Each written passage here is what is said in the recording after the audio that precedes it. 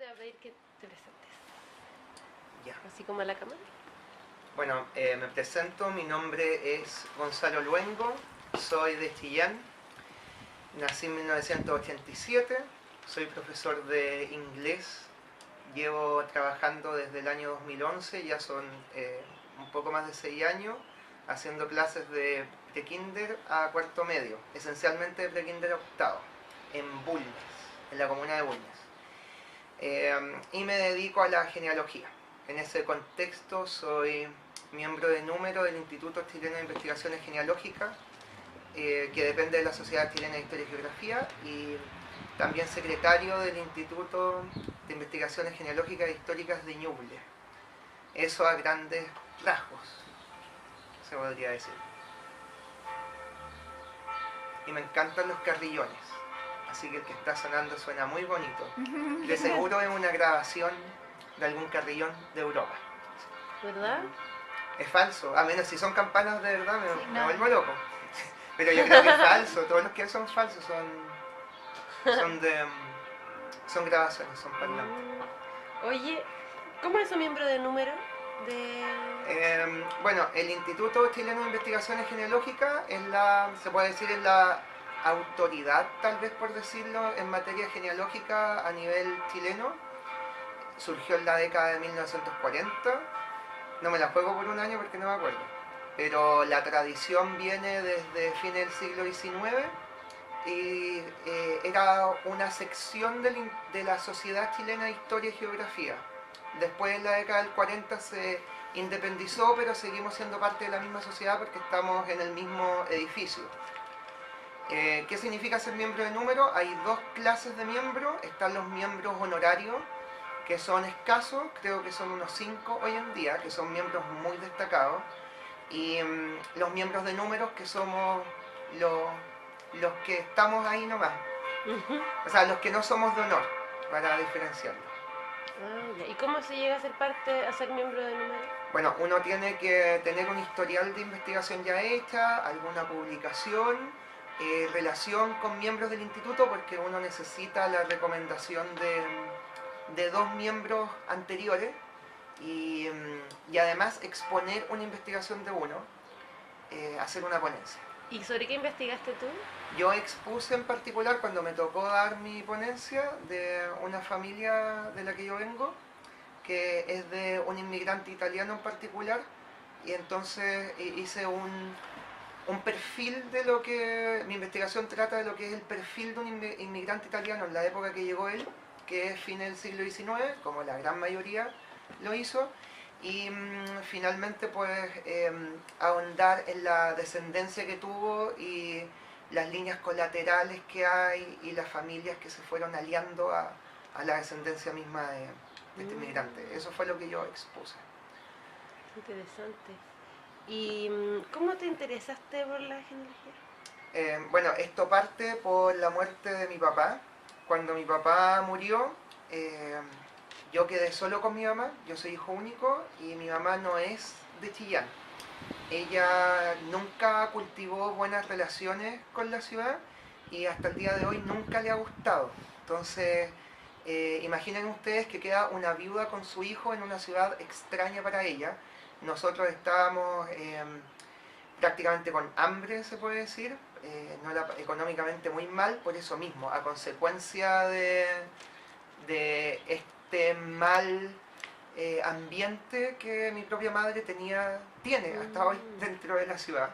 Entonces, en vista de esto, la familia de ella nos enviaba ayudas. Entonces, aparte que me pagaron el colegio, por ejemplo, todo lo que sobraba en el norte, que es donde es ella, lo mandaban para Chillán, en cajas, en encomienda. Entonces mandaban, qué sé yo, arroz, no sé, me acuerdo, manjar, me acuerdo. Y entre todo eso, como les decía, lo que sobraba en el norte lo mandaban para acá, porque éramos como las ovejas negras. Entonces había una alfombra mala, me acuerdo, la mandaban para la casa. Y entre todas esas cosas, como entre comillas inservibles, un día mandaron fotos de la familia, y creo que ahí se les pasó la mano, y con tal vez poca conciencia, o no sé qué tanta, mi abuela materna nos mandó una cantidad considerable de fotos de su familia.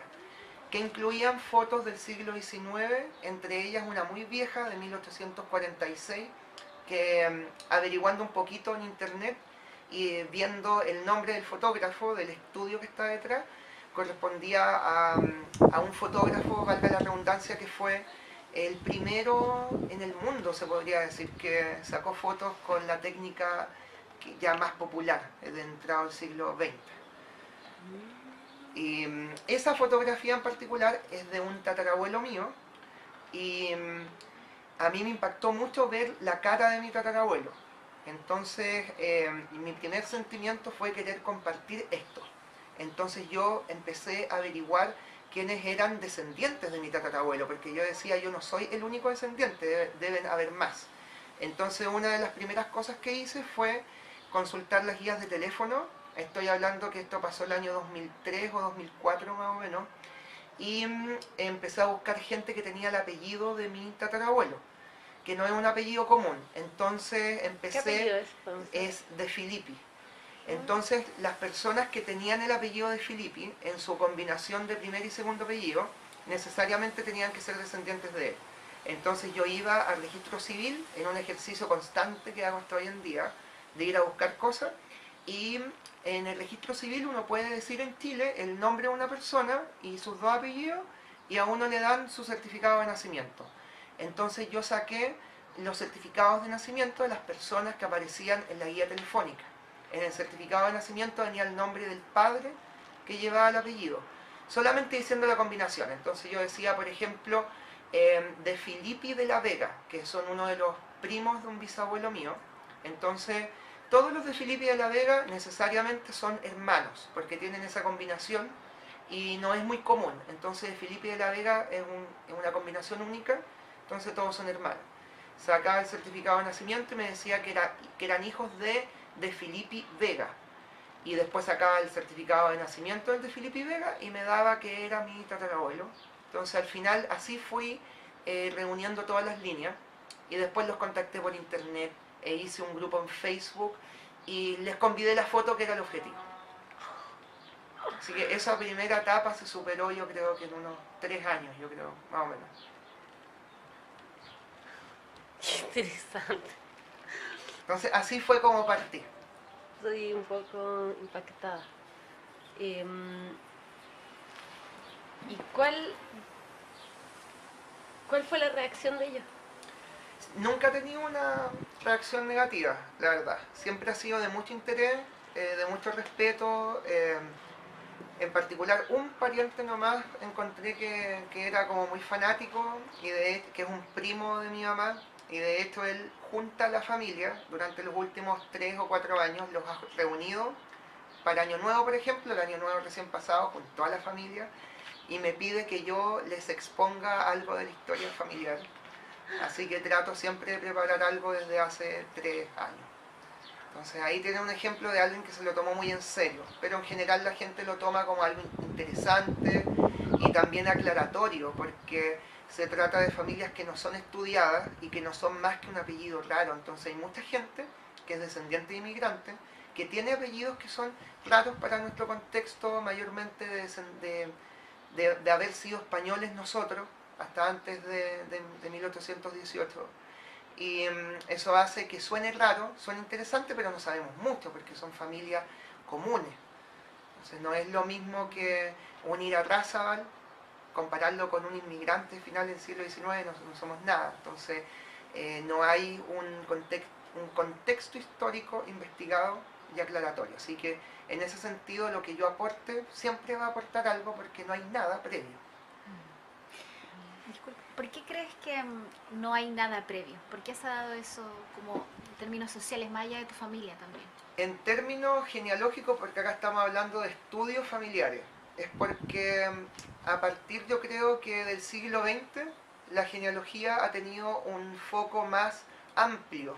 Antes del siglo XX la genealogía se dedicaba solo al estudio de familias más prominentes por una necesidad de identificarse. Por ejemplo, una de las publicaciones más famosas de un punto de vista genealógico y nobiliario definiéndose como todo lo que tiene que ver con gente noble, que tiene títulos nobiliarios o que ha probado que es de sangre noble.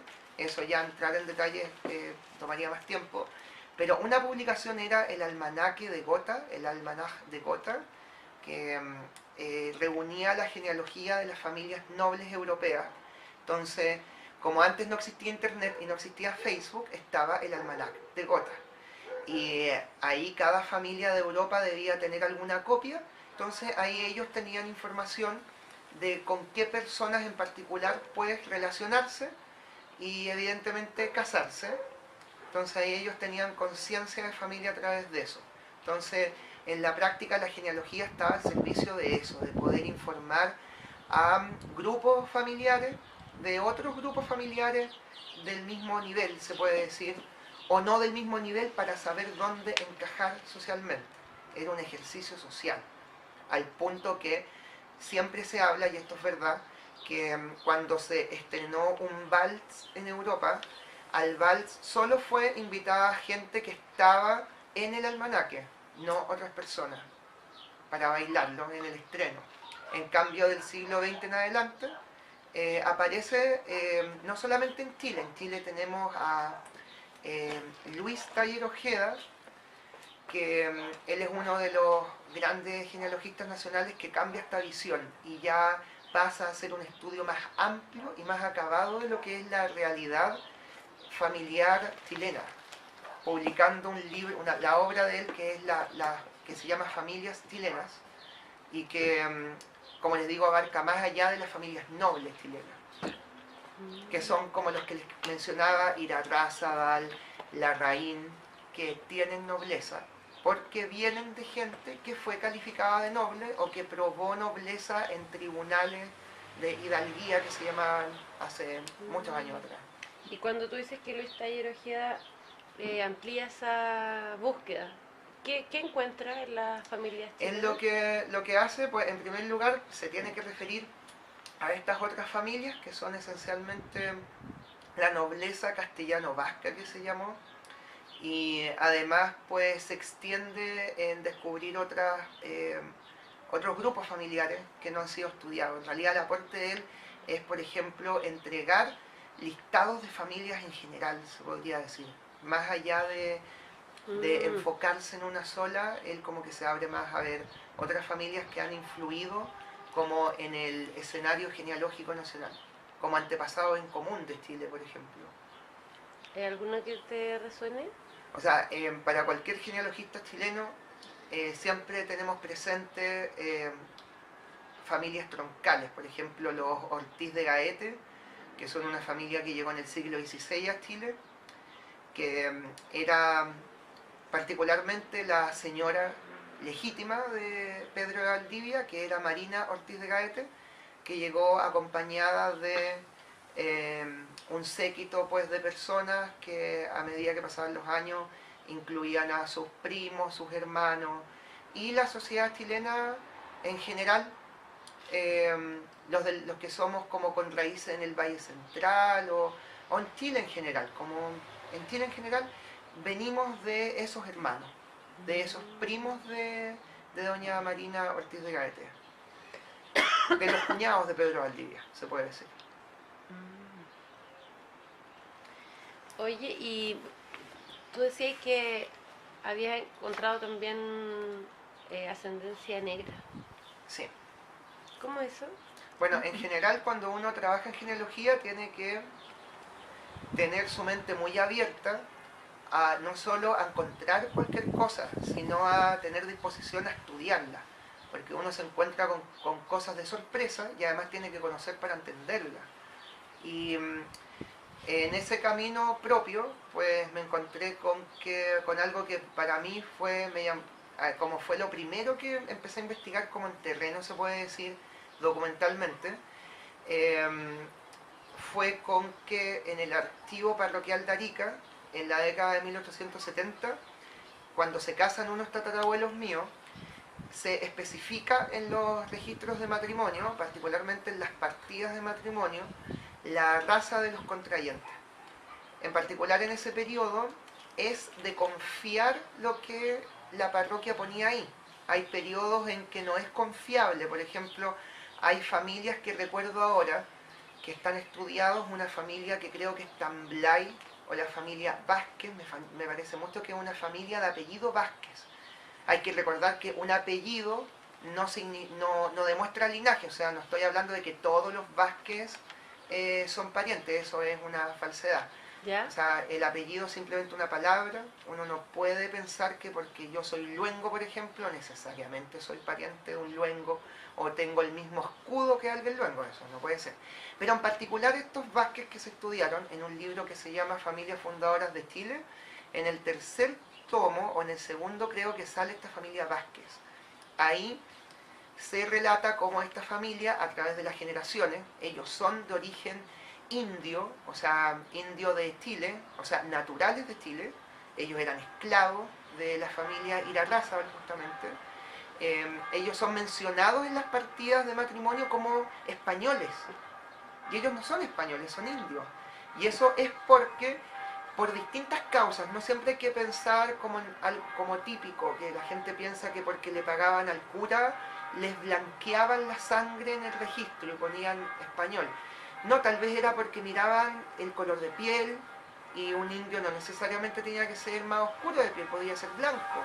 Yo mismo que tengo mi bisabuela que era muy morena, yo soy blanco. Entonces, eso no va la apariencia engaña. Entonces puede ser eso, o también puede ser efectivamente que pagaron más. Pero esta familia, como les digo, un claro ejemplo de eso, que es un periodo que le estoy hablando del siglo XVIII hacia atrás, en que ahí es de desconfiar un poco, porque hay menos precisión, se podría decir. Pero estos registros de Arica de 1870, que a mí me tocó revisar, son de confiar, al menos a mí me dan confianza, son honestos. Uno lo ve porque no se ve algo creado, cuando hay un apellido que parece ser de cierto origen, eso se condice con la condición que se entrega al especificar la raza. Y bueno, se casan estos tatarabuelos y ahí está. Mi tatarabuelo dice que es blanco y mi tatarabuela dice que es morena. Y la familia de mi tatarabuela, vale decir sus primos, sus tíos, son calificados de negro o también de morenos como ella. ¿Y cómo ¿cómo se califica esto en la partida dice directamente, en las partidas de matrimonio del archivo parroquial de Arica, sale al margen los apellidos de los contrayentes, los nombres, y abajo dice blanco con morena, o en el mismo centro dice se casa Juanito Pérez, blanco, con bla bla bla bla bla, morena. Así lo dice, es muy directo. Y morena es una variante de negro, no es negro. Sí, porque la familia efectivamente, cuando uno profundiza en el archivo y empieza a ver los parientes, se da cuenta que son todos negros, que son todos mulatos, con esas mismas palabras tal cual lo... Y esto yo años después, y yo entendía este componente negro, ya lo entendía desde el año 2006. Yo eso lo leí el 2006, me acuerdo porque fue lo primero que yo encargué en el Centro de Historia Familiar donde yo trabajo. Fue lo primero que yo encargué, el archivo parroquial de Arica, y fue ese año. Y desde entonces yo lo entendía así. En el último tiempo, el año 2017 o 2016, apareció en las noticias en un canal de televisión y me contaron que había aparecido, o yo leí creo, me parece que leí, porque no veo nada de tele, pero leí por ahí que había salido un reportaje sobre los negros de Arica.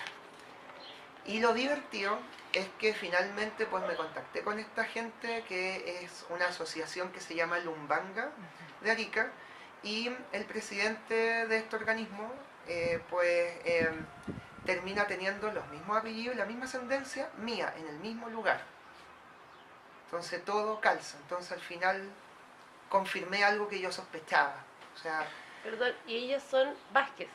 No, esto no tiene nada que ver. Vázquez era un ejemplo de cómo antes se blanqueaba y por qué razón el archivo de Arica es confiable, porque estamos hablando de la década de 1870, en contradicción con estos archivos más viejos que son de menos confianza. Bueno, ¿y cuáles son esos apellidos que tú encontraste? Apellido Albarracín y apellido Ríos en particular. Y son los mismos que tienen ellos y en la misma zona. Y lo que a mí más me choca es ver fotos de la abuela de él, que es igual a mi abuela. Son demasiado parecidas. A mí me choca eso demasiado. hice un collage de fotos de mi abuelita para que vieran todos los miembros de la comunidad afroariqueña. Y se sorprenden, es demasiado bacán. Y de pronto, pues, yo comentaba hace un momento atrás cómo uno tiene que tal vez enfrentar la ignorancia con mucha paciencia, porque tengo parientes míos que son descendientes de, igual que yo, de este matrimonio de la morena con el blanco, y ellos explican desde sin ninguna base y son insistentes en decir que nosotros somos en realidad morenos, porque era tan evidente que mi abuela era morena, y lo explican diciendo que éramos, ¿cómo decirlo?, moros, porque el apellido Albarracín tiene este componente árabe, y eso es muy rebuscado y no hay ninguna prueba de eso. Lo más fehaciente es lo que yo he encontrado, y además se condice con lo que los genealogistas insistimos una y otra vez, y es que los apellidos no indican origen. Los apellidos varían a través del tiempo, pueden llegar por distintas causas, entonces no hay que dejarse llevar porque alguien tiene un apellido necesariamente va a ser de esta naturaleza. Pero además, como insisto, estos parientes hablan sin ninguna base, o sea, es un pensamiento al aire nomás. Pero igual me detengo en que, por ejemplo, que tú decías que hay algunos apellidos que se habían blanqueado, entre comillas. Claro. ¿Cómo es ese proceso de...? Como les decía, son distintas causas y este ejercicio de blanqueamiento que se denomina así en muchas obras genealógicas, algo adoptado a través del tiempo que llamamos blanquear la sangre, cuando una persona pide a alguien que registra su matrimonio, su bautismo o cualquier otra cosa, le pide que no especifique su raza real, sino que diga que es de una raza más blanca. O sea que en vez, como les decía en este caso, la familia Vázquez, que definitivamente debió ser casualidad, ahí se expone en este trabajo que es Familias Fundadoras de Chile, que ellos debieron aparentar blanqueza y por eso la parroquia consideraba que eran blancos y anotaban blanco. A mí no me gusta mucho utilizar el término que el cura decía, no, porque el cura no está solo, el cura tenía un secretario, tenía más componentes de la comunidad que lo apoyaban, entonces, no sé, yo veo los curas de mi parroquia hoy en día no tienen tiempo para nada, todo lo hace la secretaria, entonces no creo que haya dictado mucho hace mucho tiempo atrás, aún habiendo más actividad parroquial antes, que ahora nadie practica como el catolicismo. Estamos hablando de todo esto en el contexto católico, porque todo lo que tenemos de historia es católico. O sea, si yo sé mi historia familiar es porque mis ancestros eran católicos. Si no hubiesen sido católicos, yo no sabría nada de ellos, no sabría sus nombres. Eso te quería preguntar, ¿cómo es el proceso? ¿O tú quieres preguntar algo antes? Sí. Dale. Quería, en esta idea Disculpen, traten de ser específicos porque Sí. después van a tener que editar esto y No, lo van a, sí, y va a ser tranquila. una lata, Dios mío santo, así que Tranquila. Oye, dentro de eso de las apariencias engañan. Creo que hay un componente dentro de la genealogía que también tiene que ver como con lo fenotípico. Como que por un lado está la parte del apellido, ¿cierto? Como quizás una señal o una especie de guía, el que tú estás diciendo que no necesariamente es indicador claro, de no raza. necesariamente. Pero mi pregunta va por el otro lado, en esta idea de como tú dijiste, me miro, ¿no? En mis características Claro. actuales, cómo en el fondo nosotros podemos explicarnos a nosotros mismos como nieto o como nieta o como personas el componente fenotípico, es decir, el color de piel, si eso se salta generaciones, si tiene que ver solo con la mezcla, cómo tú te vas explicando a ti mismo. O sea, la explicación de los colores de piel y de cualquier rasgo físico o mental, incluso cuando son enfermedades mentales de tipo patológica, o sea, que se heredan, por ejemplo, la depresión, ¿cómo se llama? Depresión endógena, por ejemplo. Todo ese tipo de rasgos pues, son determinados genéticamente. Entonces, ¿cómo se explica eso? Que yo, por ejemplo, sea blanco y tenga primos en segundo grado que son más negritos y que salieron con su pelo muy rizado, típico de la raza afro, es porque, y esto yo lo supe, tuve la suerte de saberlo gracias a un miembro del directorio del Instituto Chileno de Investigaciones Genealógicas que se llama Pablo Blanco, que ha sido un gran difusor en los últimos años de la genealogía genética, él nos explicó algo que a mí realmente me abrió la mente. Y es que cuando uno piensa lógicamente, yo creo que una de las cosas que más se rompen en la genealogía es que hay algo que está por sobre la lógica humana. Entonces el ser humano explica con cierta lógica algunas cosas, pero la naturaleza está sobre nosotros. Entonces la lógica a mí me decía esto, que yo como nieto tengo 4 abuelos, entonces yo heredo un cuarto de cada abuelo, porque si yo heredé la mitad de cada papá, heredaba un cuarto de los papás de ellos, o sea, la mitad de cada uno de mis padres. Pero lo cierto es que esto es muy variable y nadie sabe cuánto va a heredar de cada abuelo. Entonces, don Pablo Blanco nos mostraba un ejemplo de el caso de 4 nietos y él lo reflejaba en un gráfico. Entonces, un nieto podía heredar un 30% de un abuelo, un 20% de otro, un 10% de uno y un 40% de otro. Otro nieto podía heredar lo mismo, pero además, dentro de su 10% de uno, podía heredar una enfermedad, un gen recesivo de una enfermedad característica, por ejemplo. Y el otro nieto, y así. Entonces, eso explica que hay hermanos que sea uno negro y el otro blanco. Entonces, hay que revisar la genealogía hacia atrás. Y también hay un caso, perdón, Camita, ¿cómo se llama el nombre de en genética cuando se repite exactamente igual? No sé si El doppelganger. ¿Conoces esa caso? Doppelganger, que claro, no sé, pero sé que significa muñeca de trapo. Puede ser doppelganger, es mi ignorancia. Borren eso por favor porque no tengo idea. No, mira, lo que pasa es que mi hija estudia bioingeniería y estuvo en una charla como de en la Semana de la Ciencia, genética y bueno, estábamos hablando sobre la memoria celular.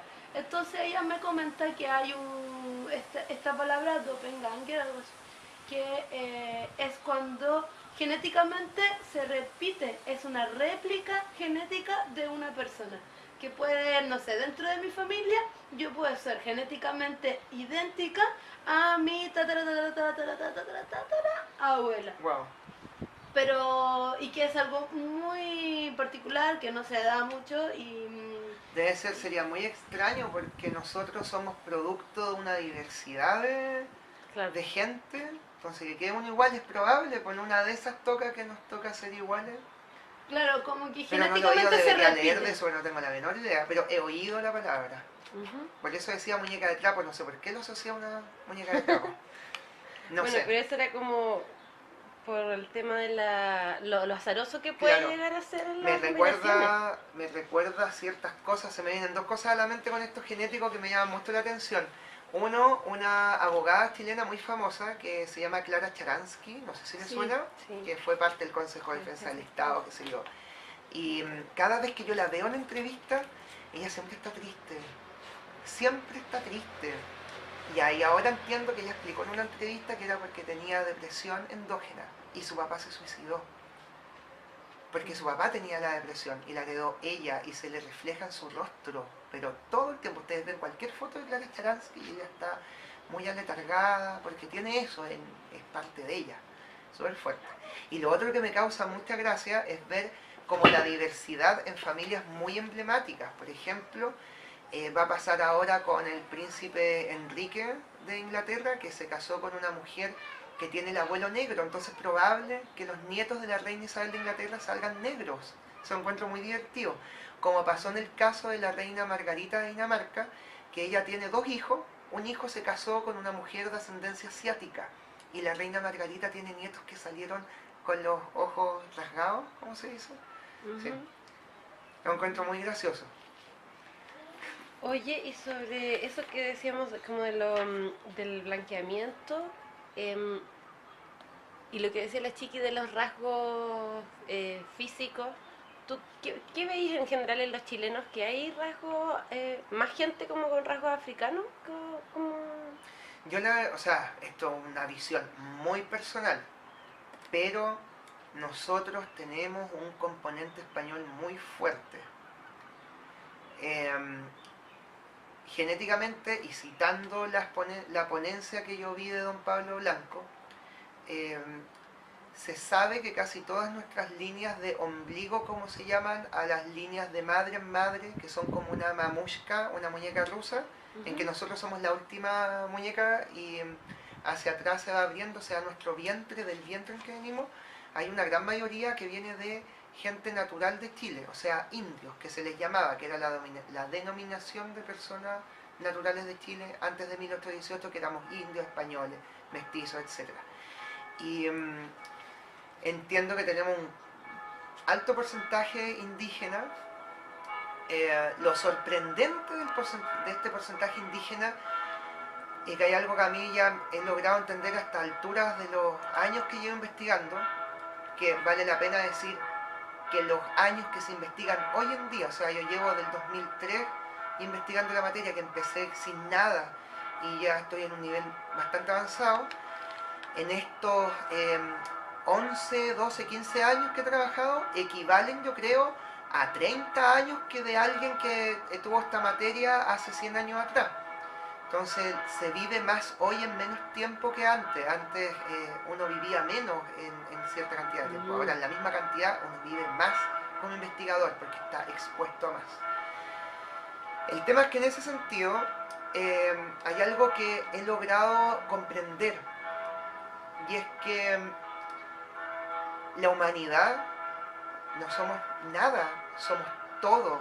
Es increíble ver cómo cuando ustedes me preguntan por los componentes, las razas, etcétera, al final pues uno se encuentra con cosas tan mágicas como la que les puedo decir ahora, y es que la alta nobleza europea, vale decir, particularmente me voy a detener en la nobleza española, pero la alta nobleza española, existen allá por ejemplo casas ducales que son como en rango nobiliario las superiores después de los príncipes, del príncipe de Asturias y los infantes. Está la casa de Alba, los duques de Alba, o los duques de Medinaceli. Ellos increíblemente, cuando uno ve su genealogía, son descendientes de Elvira de Talagante, que fue la cacica de Talagante, que se le llamó, de acá de Chile. O sea, ellos tienen sangre indígena o tienen ascendencia indígena chilena. Y eso uno lo encuentra tan descabellado porque uno ve la realidad de esta gente. Por ejemplo, los duques de Alba, que son de una línea de los reyes de Escocia, que su apellido pues que han adoptado ahora es Fitzjames Stuart, que es muy inglés, pero ellos tienen esta ascendiente autóctona chilena. Entonces uno se da cuenta cómo a través de los siglos las razas, los idiomas, la cultura es un ir y devenir constante, es de no parar. Entonces cada momento termina siendo único, cada generación es única. Entonces uno tiene que tener conciencia del momento en el que vive y aprovecharlo, y tal vez mirar un poco al pasado para darse cuenta de eso, que nosotros somos parte como de una cadena de sucesos y que es como un monstruo, se puede decir, no sé, que sigue avanzando y uno no sabe en lo que va a terminar. Y esto yo pues lo concluí tal vez o lo reforcé más cuando uno estudia los procesos de globalización. Uno piensa que la globalización puede ser de ahora, de los últimos 100 años tal vez, pero esto viene de mucho más atrás, cuando uno se da cuenta los intercambios económicos entre varias regiones del mundo, entender cómo la producción de trigo en Egipto ayudaba a alimentar bocas en España o en Francia hace miles de años.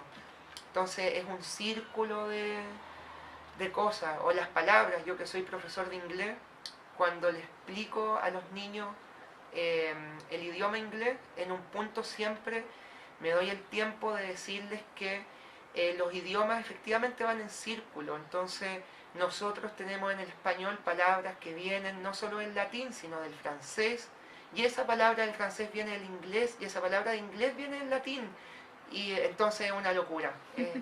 En todo, en el origen de las cosas uno se da cuenta que nunca puede llegar como a ese eslabón perdido. Oye, si nosotros quisiéramos buscar No Disculpen que me haya volado tanto, No, pero es que súper me bien. emociona esta cuestión. No, súper bien. Súper. De hecho, antes de eso me Sí. gustaría, como en lo mismo, como en la misma dirección que iba, que te lo quise preguntar antes, es que me pasa que yo creo que tu interés y tu conocimiento familiar se debe precisamente a tu influencia con la genealogía. Pero me pongo en la otra situación, como desde la ignorancia, desde el no saber, como que es curioso que para que tú sepas de tu familia tengas que de pronto tener una afición o una búsqueda más bien científica, genealógica. Mi pregunta es, ¿tú sientes que nosotros en este caso, entre comillas, como chilenos o chilenas, pues por eso entre comillas, ¿por qué ignoramos tanto de nuestros antepasados o ancestros? Es que ¿Por es qué no? normal, pues. O Pero sea, en términos culturales, a eso voy. en términos culturales, a ver, antes que se me olvide tiene que ver con esto.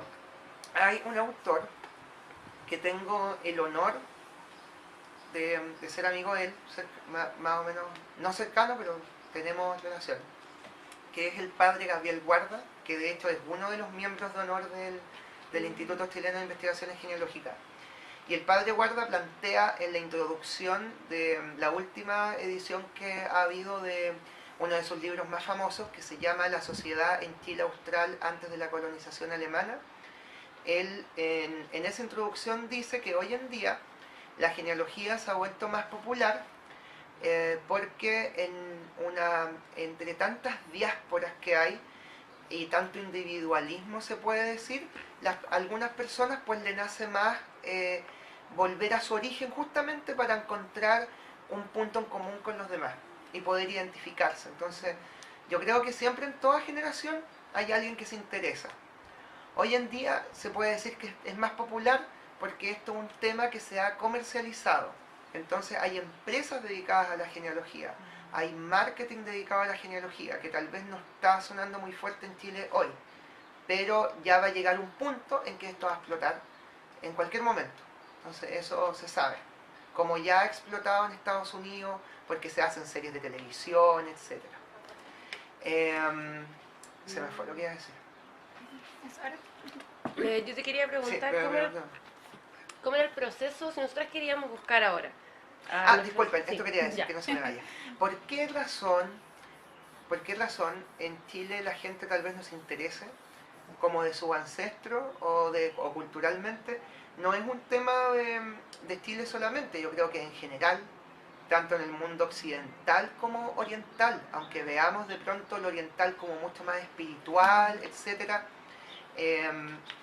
Yo creo que en todas las sociedades uno de verdad no tiene tiempo para tener como conciencia de todo, entonces cada uno hace lo que puede. Yo creo que no hay que exigirle a la gente que se sepa la historia de sus 4 abuelos, porque es por algo de retención lógica tal vez. O sea, uno dice, uno puede contar la historia de sus papás, de sus abuelos, pero de los 8 bisabuelos hay que recordar 8 nombres, 8 historias, y los 8 bisabuelos tenían papás, y eran 16 en el caso normal. A veces se casan entre primos, qué sé yo, pero en el caso normal tenemos 16. Entonces, ¿quién se acuerda de 16 historias, 16 nombres completos, 16 conjuntos de fechas y años? Es una locura. Entonces uno no le puede exigir tanto a la gente. Yo mismo cuando partí, yo cuando hice mi árbol genealógico, yo llegaba solo a algunos bisabuelos. Y ahora, después de tanto tiempo, pues ya me sé de memoria hasta mis tatarabuelos, los 64 nombres que son, los sé.